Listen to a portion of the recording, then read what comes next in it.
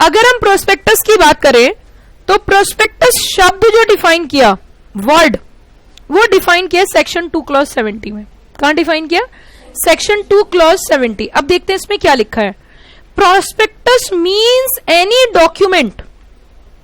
Prospectus का मतलब बताया कोई भी ऐसा डॉक्यूमेंट जो डिस्क्राइब करता है, और इशूड एज अ प्रोस्पेक्टस, और issued as a prospectus, and includes a what? Red herring prospectus referred to in section number 32। It means हम कह सकते हैं प्रोस्पेक्टस के अंदर क्या है? डॉक्यूमेंट जो डिस्क्राइब और इशूड है क्या है? As a prospectus, and includes उसके अंदर क्या है? Red herring prospectus refer in section 32। अब मैं आपको बताती हूं कई तरीके के प्रोस्पेक्टस होंगे। एक का नाम होगा रेड हियरिंग प्रोस्पेक्टस। क्या है मैम ये बताओ? अभी मैं आगे चल के बताऊंगी। एक का नाम होगा शेल्फ प्रोस्पेक्टस। मैम ये क्या है? आगे चल के बताऊंगी।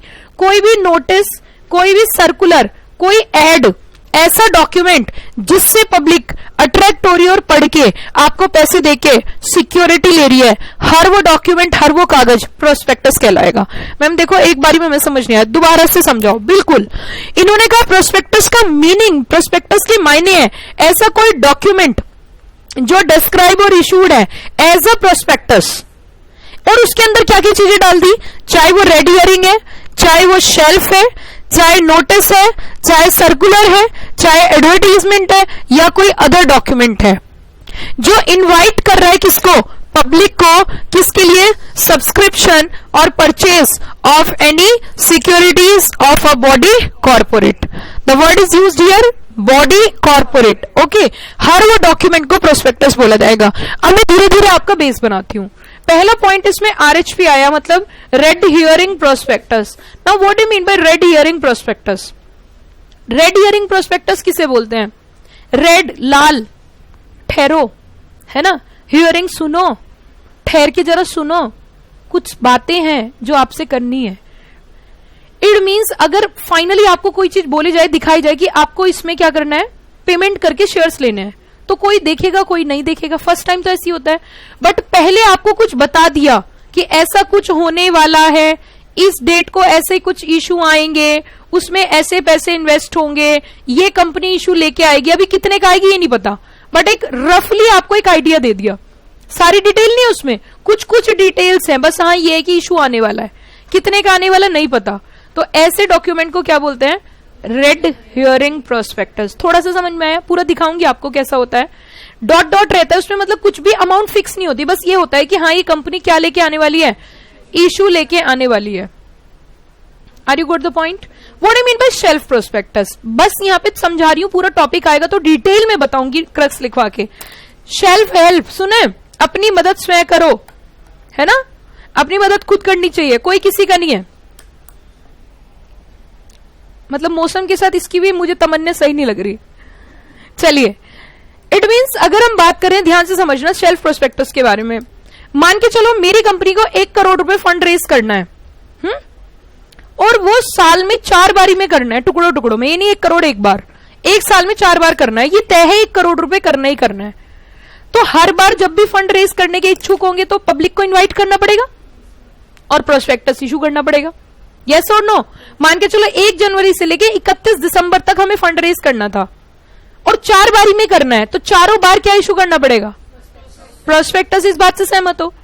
एक टेक्निक निकाली कि 1 जनवरी को प्रोस्पेक्टस इशू कर दो और उसमें सारी डिटेल लिख दो और उसे बना दो कि हम 4 बार लेके आएंगे प्रोस्पेक्ट, मतलब इशू लेके आएंगे, उसी में ही लिख दिया।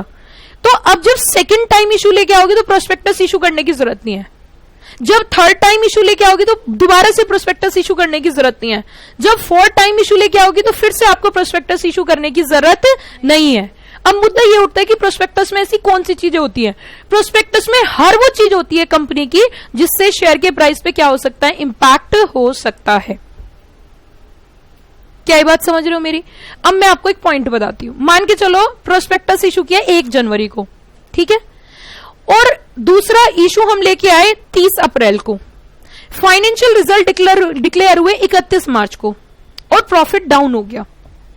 इंपॉर्टेंट इंफॉर्मेशन है या नहीं है सेकंड इशू वालों के लिए? बट प्रोस्पेक्टस तो इशू होगा नहीं, तो अब क्या किया जाए? अब क्या किया जाए, बात समझ में आई ना। तो ये इंफॉर्मेशन उन तक पहुंचनी चाहिए, तो बीच में प्रोस्पेक्टस नहीं इशू करते, उसे बोलते हैं इंफॉर्मेशन मेमोरेंडम। क्या बोलते हैं, बात समझ आई, क्या बोलते हैं उसे, information memorandum. Are you got the point. तो ऐसे प्रोस्पेक्टस को क्या बोला जाता है, शेल्फ प्रोस्पेक्टस। डिटेल में आगे बढ़ना है, ये तो बस मैंने बेस दिया है थोड़ा सा। कोई भी डॉक्यूमेंट, कोई भी नोटिस, वो सब किस में आ जाएगा, प्रोस्पेक्टस में आ जाएगा, जो कि इनवाइट कर रहा है किसको, पब्लिक को। एक बात ध्यान से सुनना, किसको, पब्लिक को। किसके लिए, सब्सक्रिप्शन क्या है, security. And securities is a broader term, you know, share, debenture, bonds, scripts, marketable security, unit issued by CIS, unit issued by mutual fund, है ना, unit issued by reconstruction company, government security और any other instrument. ये सब था ना, था या नहीं था। अब देखिए, अब आप एक वो बनाओ डायग्राम, क्रक्स लिखिए, सेक्शन 2 क्लॉज 70 का क्रक्स। इसे मत लिखना अभी, बस ये क्रक्स नोट करो, क्रक्स ऑफ प्रोस्पेक्टस। ये एनालिसिस नहीं लिखना है, सेक्शन 2 क्लॉज 70 से स्टार्ट करो।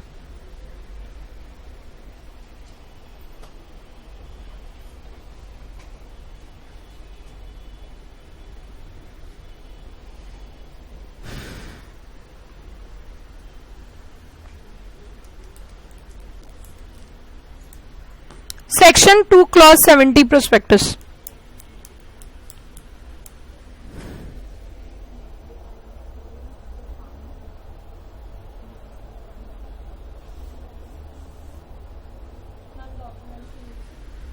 हाँ बेटा,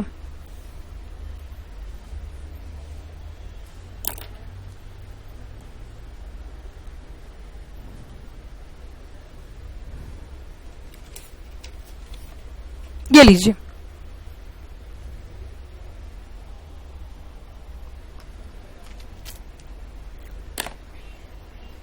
प्रोस्पेक्टस इंक्लूड्स, RHP मतलब ready hearing, shelf, एब्रिज, notice,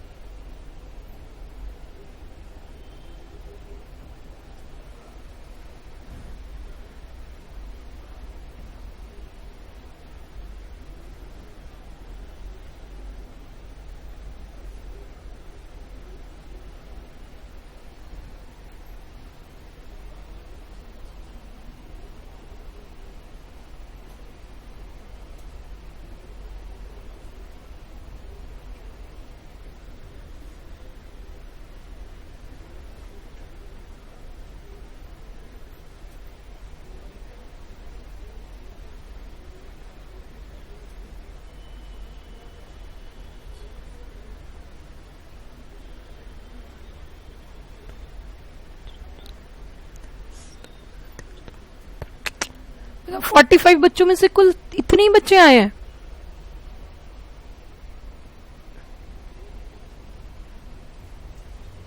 four 450 में से कितने आएंगे, 100 भी नहीं आएंगे।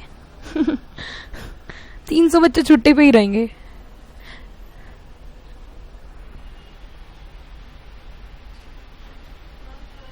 हाँ बेटा,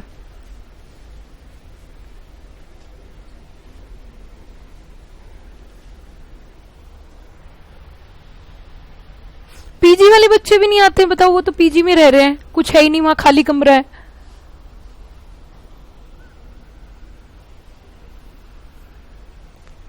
एक बच्ची आकांक्षा, उनके साथ कौन बैठता है, वो ही नहीं आई है आज।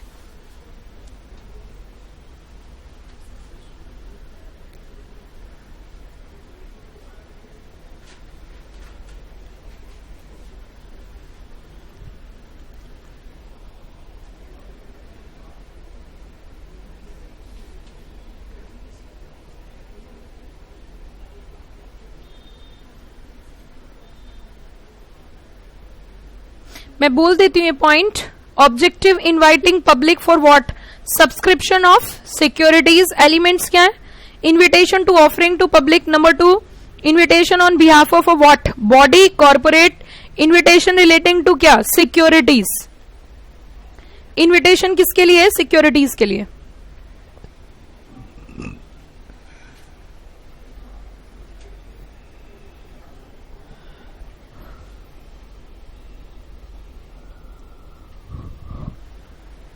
Invitation relating to security. हो गया सबका?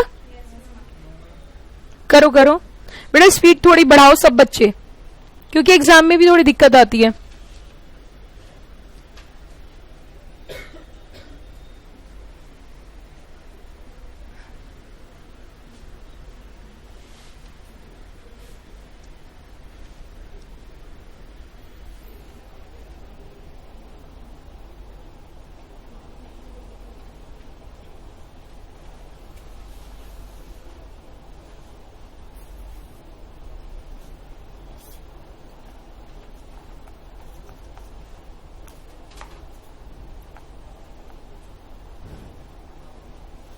हो गया? अब देखो इसे समझे डॉक्यूमेंट का इसका कैसे क्रक्स बनाया मैंने। Prospectus means and defines what? Documents describe होगा और क्या करेंगे? इशू एज ए क्या? प्रोस्पेक्टस, जिसके अंदर क्या क्या हो सकते हैं? क्या आरएचपी प्रोस्पेक्टस है? Answer is yes. क्या शेल्फ प्रोस्पेक्टस है? Answer is yes. Average prospectus? Answer is yes. Notice या कोई भी ऐसा डॉक्यूमेंट जिसका ऑब्जेक्टिव क्या है? इन्विटेशन देना किसको? पब्लिक को। क्या? Subscription of security. एलिमेंट्स क्या है? Invitation to offering to public, invitation on behalf of body corporate और इन्विटेशन रिलेटिंग टू सिक्योरिटी। तैयार हो? डेफिनेशन को तोड़ दिया है, मैं इसके ऊपर कुछ क्वेश्चंस पूछूंगी। एक एवरेज, एवरेज वैसे तो आपके टॉपिक में आगे है, बट मैं अभी बता देती हूँ यहाँ आगे है। तो एवरेज में क्या होता है? सारी इंफॉर्मेशन नहीं होती, मेन इंफॉर्मेशन होती है। ब्रिज सीधा पहुंचना, मतलब मेन सारी इंफॉर्मेशन अटैच नहीं करते, मेन इंफॉर्मेशन अटैच करते हैं, तो उसे बोलते हैं एवरेज। ठीक, ये सारे ये टॉपिक अगली क्लास के मेरे टॉपिक है, ये पूरे आरएचपी, शेल्फ, एवरेज, ये पूरा डिटेल में पढ़ाना है मुझे, बट अभी मैंने बेस दे दिया ताकि आपको समझ में आ जाए क्या है। ओके, अब कुछ भी पूछ लो आपसे इस डेफिनेशन से कनेक्टेड। तैयार हो सब बच्चे? चलो बेटा मैं पूछूंगी क्वेश्चन आपसे पूछूं बेटा, कोई नहीं, डरना नहीं है इसे। एक पार्टनरशिप फर्म है और सिक्योरिटीज इशू कर रही है डॉक्यूमेंट से। एक डॉक्यूमेंट है, उसमें इन्विटेशन दे दिया। मैं आपसे पूछना चाहती हूं कि वो जो डॉक्यूमेंट इशू किया है पार्टनरशिप फर्म ने, क्या वो प्रोस्पेक्टस की डेफिनेशन में आएगा? नहीं आएगा?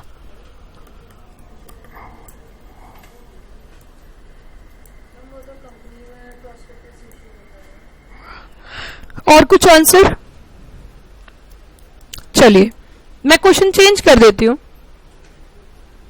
आप बताना बेटा, आप बताओ। एक्स प्राइवेट लिमिटेड है, उसने डॉक्यूमेंट इशू किया सिक्योरिटी सब्सक्राइब करने के लिए। क्या वो डॉक्यूमेंट प्रोस्पेक्टस है? एक बार धीरे धीरे क्वेश्चन समझ में आ गया? डरना नहीं है, जो है खुल के बोलो यार, कोई डरने का क्या है? तो सही है गलत है? तो क्या वो डॉक्यूमेंट प्रोस्पेक्टस है? है? कितने बच्चे इनका साथ है? साथ देने वाले बच्चे। अब एक बात बताओ, क्या प्राइवेट कंपनी पब्लिक को सिक्योरिटी इशू कर सकती है? नीचे क्या वर्ड लिखा था? Inviting offering from public for subscription और purchase of any securities of a body corporate. Partnership firm भी नहीं आ सकती।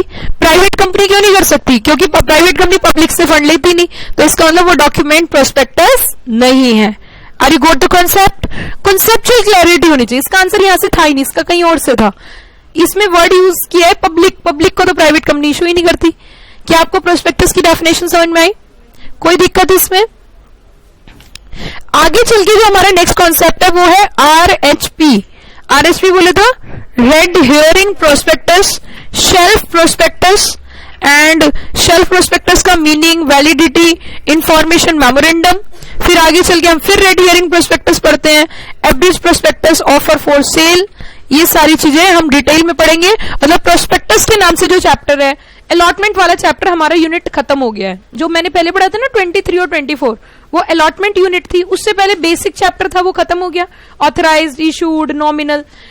अब तीसरा चैप्टर है प्रोस्पेक्टस, इसको हम लोग 50% खत्म करेंगे नेक्स्ट क्लास में, जो हमारी मंडे क्लास होगी, क्योंकि अभी इसमें लेक्चर लंबा लगेगा, ये 1-1.5 घंटे का लेक्चर है जिसमें पूरा प्रोस्पेक्टस ही डील होगा, RHPS रेड हियरिंग। मैंने प्रोस्पेक्टस का बेस आज दे दिया है, बट कंटिन्यूटी हम नेक्स्ट क्लास से करेंगे। अभी तक कोई डाउट किसी को?